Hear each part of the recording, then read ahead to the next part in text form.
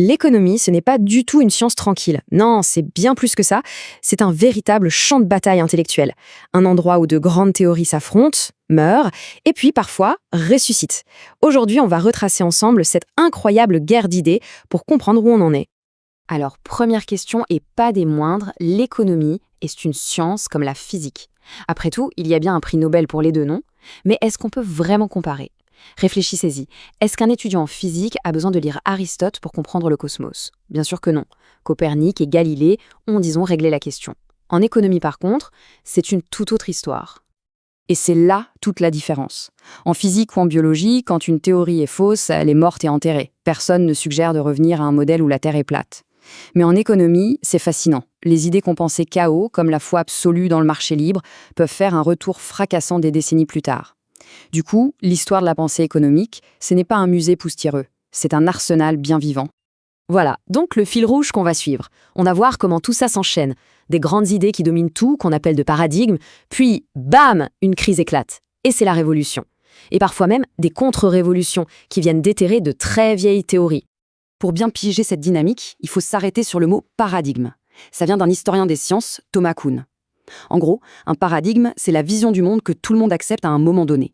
C'est la science normale, ça roule. Jusqu'au jour où un truc cloche, une anomalie, une crise par exemple, que la théorie dominante n'arrive pas du tout à expliquer. Et là, tout explose. C'est le début de la révolution.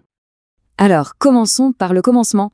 Le tout premier grand paradigme, celui qui a régné en maître pendant plus d'un siècle, c'est l'idée du marché tout-puissant. La croyance fondamentale, c'était simple, si on laisse le marché tranquille, il va s'arranger tout seul pour trouver le meilleur équilibre possible pour tout le monde. Et l'image parfaite pour ça, c'est bien sûr la fameuse main invisible d'Adam Smith. L'idée est assez folle, chacun cherche son petit intérêt personnel, son profit, et hop, comme par magie, sans même le vouloir, tout le monde contribue au bien commun. C'est vraiment la pierre angulaire de toute la pensée libérale. Au cœur de cette pensée, il y avait une question. Qu'est-ce qui fait la valeur des choses? Pour les classiques comme Smith ou Ricardo, la réponse était claire, le travail. Plus il faut de travail pour fabriquer un objet, plus il a de la valeur. Logique, non? Sauf que ça coince, notamment sur le fameux paradoxe de l'eau et du diamant. L'eau, c'est vital et pourtant ça ne coûte rien. Le diamant, bon, c'est joli, mais ça ne sert pas à grand-chose et ça coûte une fortune. Comment on explique ça? C'est là qu'arrive un énorme basculement de perspective avec les économistes marginalistes. Eux, ils se disent « oubliez le travail ». La valeur, ça vient de l'utilité qu'on aura d'une chose, et plus précisément de l'utilité marginale, c'est-à-dire l'utilité de la toute dernière unité qu'on consomme. Pour l'eau, il y en a partout, donc l'utilité d'un verre d'eau de plus est quasi nulle. Mais les diamants, c'est super rare. Du coup, l'utilité d'en avoir un de plus, elle est gigantesque. Et voilà, le paradoxe est résolu. C'est brillant. Et cette révolution marginaliste a tout changé, vraiment. On a arrêté de parler de classe sociale pour se concentrer sur des individus rationnels qui calculent tout le temps. L'économie s'est couverte de maths, d'équations, et l'idée d'un marché parfait qui s'équilibre tout seul est devenue un dogme. Le paradigme du marché roi était à son apogée. Et puis, le château de cartes s'effondre. L'anomalie, la vraie, débarque. Une crise d'une violence inouïe que le modèle en place est totalement incapable d'expliquer. Bien sûr, on parle de la Grande Dépression des années 30, le crash qui va tout changer et ouvrir la voie à une nouvelle révolution. 25%, imaginez un peu, un quart de la population active sur le carreau. D'après la théorie, c'était impossible. Ou alors, ça devait se corriger tout seul. Les salaires baissent et hop, le travail repart. Sauf que non. Les salaires ont bien baissé, mais le chômage, lui, a continué de grimper. Le modèle était cassé, foutu. Et c'est dans ce chaos qu'un certain John Maynard Keynes arrive et retourne complètement la table. La logique classique, c'était l'offre crée sa propre demande. En gros, produisez et on trouvera bien des acheteurs. Keynes dit non, c'est tout l'inverse. C'est la demande qui crée l'offre. C'est le niveau global de dépenses qui détermine si les entreprises vont produire et embaucher. Et là, il lâche sa bombe théorique, l'idée la plus révolutionnaire. Il dit qu'une économie peut très bien trouver un équilibre, mais un très mauvais équilibre. Un équilibre de sous-emploi, c'est-à-dire une situation stable où des millions de gens sont au chômage et où le marché tout seul n'a aucune raison de bouger. La fameuse main invisible, complètement paralysée. À partir de là, la solution devient évidente. Si le moteur de la demande privée est en panne, quelqu'un doit prendre le relais. Et ce quelqu'un, c'est l'État. Le gouvernement doit intervenir, dépenser, construire des routes, des ponts, peu importe, pour réinjecter de la demande dans l'économie, pour relancer la machine. En gros, l'État doit sauver le capitalisme de lui-même. Et ça a marché. Le paradigme keynésien a dominé l'Occident pendant les 30 Glorieuses. Mais, on le sait maintenant, chaque paradigme porte en lui les germes de sa propre chute.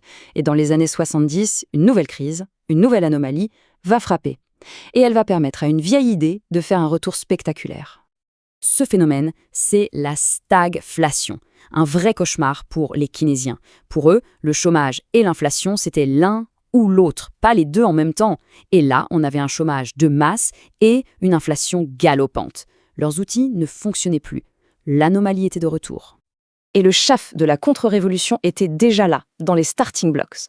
Milton Friedman. Lui, ça faisait des années qu'il le martelait. Cet arbitrage entre inflation et chômage, c'est une illusion. À long terme, disait-il, les politiques de relance keynésiennes ne créent qu'une seule chose, de l'inflation, sans aucun effet durable sur l'emploi. Et les idées de Friedman ont été poussées encore plus loin avec la théorie des anticipations rationnelles. L'argument est redoutable. Si le gouvernement annonce une relance, les gens, qui ne sont pas stupides, vont anticiper l'inflation. Ils vont donc augmenter leurs prix et leurs salaires tout de suite. Résultat, la politique de l'État est neutralisée avant même d'avoir commencé. Elle est totalement inefficace. La conclusion est radicale. L'État ne peut que perturber le marché. Retour à la case départ. Et tout ça nous amène à aujourd'hui, parce que cette grande bataille entre le marché et l'État, entre Smith, Keynes et Friedman, ce n'est pas juste un débat pour les amphis, ça façonne directement les politiques qui régissent nos vies, tous les jours. La question à 1 million, c'est donc qui avait raison? Eh bien, la réalité, c'est que c'est un éternel balancier. La crise financière de 2008, tout le monde a ressorti ses manuels de Keynes pour de plans de relance massifs. La crise des dettes qui a suivi, on a tout de suite entendu à nouveau les discours sur l'austérité et la discipline de marché. Bon, si on doit retenir quelques points de tout ça, d'abord, les théories économiques, ce ne sont pas des lois de la nature, ce sont des outils conçus pour des crises spécifiques. Ensuite, le grand conflit, le cœur du réacteur, c'est toujours cette tension entre marché libre et intervention de l'État. Et enfin, la leçon la plus importante, les vieilles idées ne meurent jamais. Jamais. Elles attendent juste la prochaine crise pour revenir nous hanter. Et ça nous laisse avec une dernière question, un peu vertigineuse. La crise climatique, les inégalités qui explosent, la révolution de l'intelligence artificielle. Lequel de ces défis sera la prochaine anomalie? Celle qui fera voler en éclats le paradigme d'aujourd'hui.